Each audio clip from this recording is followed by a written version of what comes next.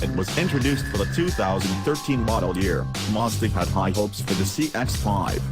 But the model has been a major disappointment, with sales in 2014 not even hitting the 100,000 mark, while models from competitors, like the Honda CR-V, for example, saw much higher numbers to the tune of 350,000 examples sold.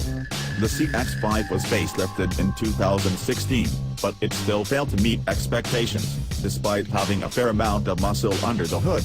Consider the CX-5 isn't exactly a slouch. It must be the design that turns customers away, so Mazda got to work. It didn't take long for Mazda to complete the second-gen model, and it made its debut at the 2016 Los Angeles Auto Show, sporting an awesome new body color, G-vectoring control, a revamped body shell, slightly wider stance, and the addition of Mazda's Skyactiv 2.2-liter diesel engine as an option for US buyers. The hardest thing Mazda really has to overcome is how overcrowded the compact SUV segment really is.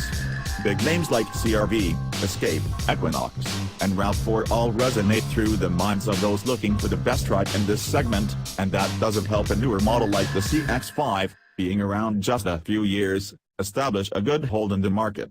But Mazda isn't giving up yet, and the new design that makes front clip inherently longer than the outgoing model should help the CX-5 garner the attention of those really wanting a sporty compact SUV.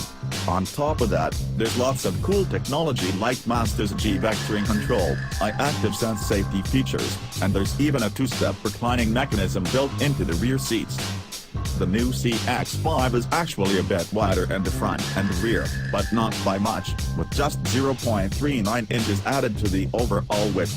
Notice how the roof is just a little more bubbly in the front? That's because Mazda moved the A-pillars back by 1.38 inches, making the front clip look inherently longer. As you can see, the layout of the windows hasn't changed at all, with the only notable difference being the chrome trim that gets much wider as it curves along the lower edge of the rear quarter window. As far as the rest of this side profile goes, it took a few changes as well. For instance, there's a small concave area just behind the rear stationary glass. The body lines just below the waistline carry over, but the concave section on the lower portion of the doors has been leveled out and lowered. As such, the garnishing on the side skirts is now shorter. Up front, the grille is now a little bit larger and now features a black mesh as opposed to the horizontal slats of the outgoing model. It also has a floating look thanks to the slight overhang above it and the chrome trim insert that encompasses the bottom and sides, effectively leading into the headlights. Those headlights, by the way, are now smaller and sleeker and feature an all-new lens layout. Down below, the air dam is about the same size but is extended by the body cladding that covers the bottom of the fascia. This cladding enhances the sporty appearance of the CX-5, giving it the appearance of having a front spoiler of sorts. And, rounding off the front, are the new thinner and wider fog lights that you quite simply can't miss when comparing the new and outgoing model.